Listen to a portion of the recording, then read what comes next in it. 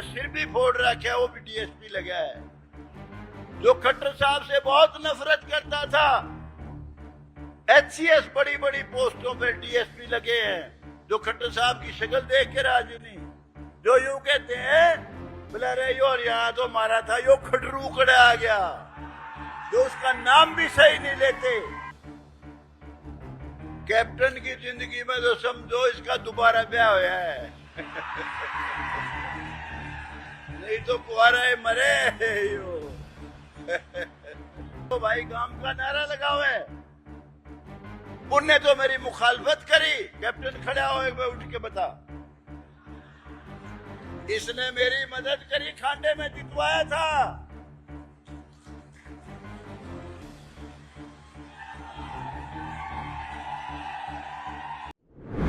विधानसभा चुनाव से पहले ही सीएम कुर्सी की लड़ाई। जी हाँ, ये इसलिए कह रहे हैं हम क्योंकि हरियाणा में कुछ ऐसा ही प्रतीत हो रहा है।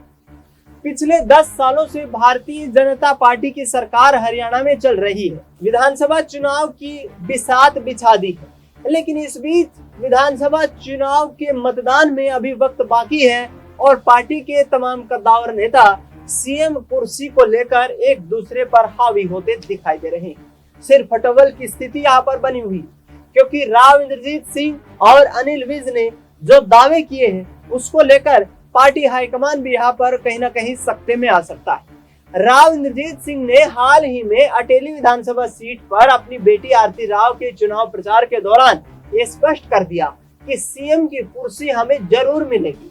यानी कि राव इंद्रजीत सिंह कहीं ना कहीं मुख्यमंत्री की कुर्सी का दावा ठोकते हुए अहिरवाल की राजनीति में परचम लहरा देना चाहते हैं। वहीं दूसरी तरफ बात करें तो पार्टी के वरिष्ठतम नेता अनिल विज ने अंबाला कैंट से चुनाव प्रचार करते हुए ये ऐलान कर दिया कि बीजेपी की सरकार बनने की कगार पर यहाँ पर भारतीय जनता पार्टी पहुंची तो वरिष्ठता के आधार पर सीएम कुर्सी को लेकर वह दावा ठोकते हुए नजर आएंगे। यानी कि अनिल विज का ये कहना कि यदि मैं हरियाणा का चीफ मिनिस्टर बनता हूं तो तकदीर हरियाणा की बदल कर रख दूंगा। यानी कि विपक्षी दलों को बैठे बिठाए राजनीति करने का एक अच्छा अवसर अनिल विज ने सौंप दिया।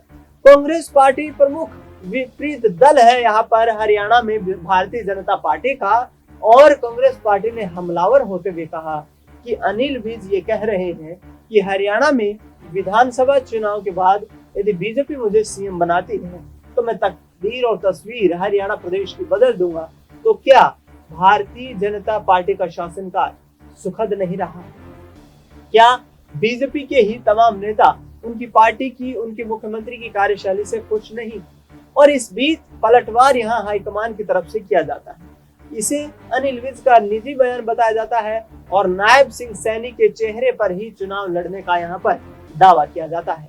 प्रदेश अध्यक्ष मोहन लाल बड़ौली भी ये कहते हुए नजर आते हैं कि जिस तरीके का माहौल देखने को मिल रहा है उस माहौल को देखते हुए हरियाणा में बड़ा सियासी परिवर्तन हो नहीं सकता और भारतीय जनता पार्टी तीसरी बार हरियाणा में सरकार बनाने की परिस्थिति पर पहुंच चुकी है। यानी कि कहीं ना कहीं कोशिशें ये की जा रही है भाजपा की तरफ से कि जो विधानसभा चुनाव का जो नतीजा आएगा उस नतीजे के अनुसार बीजेपी की यदि सरकार बनने की परिस्थिति उत्पन्न होती है तो नायब सिंह सैनी ही हमारा चेहरा होंगे और नायब सिंह सैनी के चेहरे पर ही पूरे हरियाणा में चुनाव लड़ा जा रहा है। लेकिन अनिल विज, राव इंद्रजीत सिंह दोनों कद्दावर नेता, एक दक्षिण हरियाणा के कद्दावर नेता जिनके कब्जे में करीब 11 सीटें आती, विधानसभा चुनाव से पहले जिस वक्त सीट यहाँ पर टिकट वितरण का मामला सामने आया उस वक्त भी राव इंद्रजीत सिंह ने हाईकमान पर खुलकर दबाव बनाने का प्रयास किया। राव इंद्रजीत सिंह यहाँ पर साफ तौर पर कहते हुए नजर आए कि मेरे इलाके से 10 साल तक बीजेपी ने सरकार चलाई है। यानी कि दक्षिण हरियाणा की राजनीति में सबसे बड़े यदि कोई राजनेता है तो वो राव इंद्रजीत सिंह है। यहाँ तक कि भारतीय जनता पार्टी संगठन में भी इस वक्त को यदि सबसे वरिष्ठ नेता के तौर पर देखे जा रहे हैं तो वो राव इंद्रजीत सिंह नजर आते हैं, क्योंकि 6 बार के लोकसभा सांसद हैं। और ऐसे में राव इंद्रजीत सिंह का ये दावा करना कि मैं भारतीय जनता पार्टी की सरकार बनाने में अहम योगदान निभाता आया हूं, जिस तरीके से माहौल तैयार करने की कोशिशें राव इंद्रजीत सिंह अपने पक्ष में करते हुए दिखाई दे रहे हैं वो वाकई दिलचस्प है। राव इंद्रजीत सिंह की बेटी अटेली विधानसभा सीट से आरती राव चुनाव लड़ रही हैं और ऐसे में उनका ये दावा करना कि अहिरवाल मजबूत हुआ तो सीएम की कुर्सी हमारी होगी, इस बात के संकेत देता है कि हरियाणा में दिग्गज नेताओं को नकारना आगामी वक्त में भारी पड़ता हुआ नजर आ सकता है। नायब सिंह सैनी को दुष्यंत चौटाला ने रबर स्टैंप सीएम बताया है। उन्होंने कहा कि नायब सिंह सैनी सिर्फ विधानसभा चुनाव के नतीजे आने तक मुख्यमंत्री रहेंगे, उसके बाद भारतीय जनता पार्टी में जबरदस्त यहाँ पर तोड़फोड़ की स्थिति देखने को मिलेगी और बीजेपी के लिए आने वाला वक्त आसान नहीं होने वाला है। हरियाणा में जबरदस्त एंटी इनकम्बेंसी दिखाई दे रही है। दुष्यंत चौटाला ये कहते हुए नजर आ रहे हैं कि किसानों के मुद्दे पर हम जिस तरीके से 4.5 साल तक सरकार के साझेदार रहे, हमने किसानों की फसल की खरीद एमएसपी पर की, किसानों के खातों में सीधा जो है फसल का पैसा पहुंचाया गया और हरियाणा का किसान पिछले 4.5 साल में सुखद अनुभव कर रहा था। बीजेपी की सरकार बनने के बाद किसानों की पहली रबी फसल की जो खरीद थी वो काफी प्रभावित हुई और उन्होंने तो यहाँ तक आरोप लगा दिया है कि नायब सिंह सैनी के प्राइवेट ठेकेदार ही किसानों की खरीद के लिए मंडियों में पहुंच चुके थे। यानी कि चौतरफा यहाँ पर नायब सिंह सैनी की सरकार को घेरने का प्लान तैयार किया जा रहा है।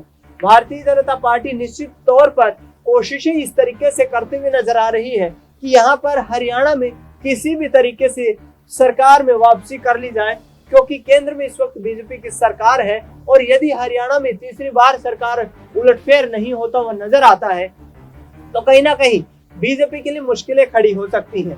कांग्रेस पार्टी की तरफ से भूपेंद्र सिंह हुड्डा, दीपेंद्र हुड्डा, कुमारी शैलजा, रणदीप सिंह सुरजेवाला का ये दावा है कि हरियाणा में जिस तरीके का माहौल देखने को मिल रहा है, ऐसे में सत्ता में परिवर्तन होना निश्चित तौर पर है और प्रदेश का किसान नौजवान इस वक्त वोट के जरिए प्रदेश सरकार से प्रतिशोध लेना चाहता है। यानी कि आने वाले वक्त में हरियाणा में बड़े सियासी परिवर्तन की यहाँ पर ताल ठोकते हुए कांग्रेस पार्टी के तमाम नेता दिखाई दे रहे हैं।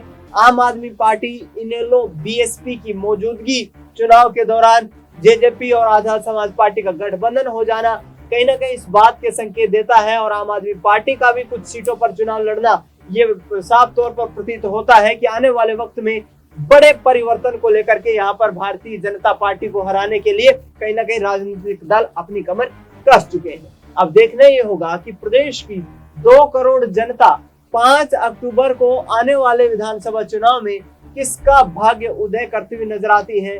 क्या बीजेपी हरियाणा में पहली बार सत्ता की हैट्रिक लगाती हुई नजर आएगी या फिर पिछले 10 सालों से सत्ता का यहाँ पर कहीं ना कहीं वनवास काट रही कांग्रेस पार्टी, उनके लिए एक सुखद खबर सामने आएगी। फिलहाल इस खास कार्यक्रम में इतना ही। देश दुनिया की तमाम बड़ी खबरों के लिए आप देखते रहिए SPN9।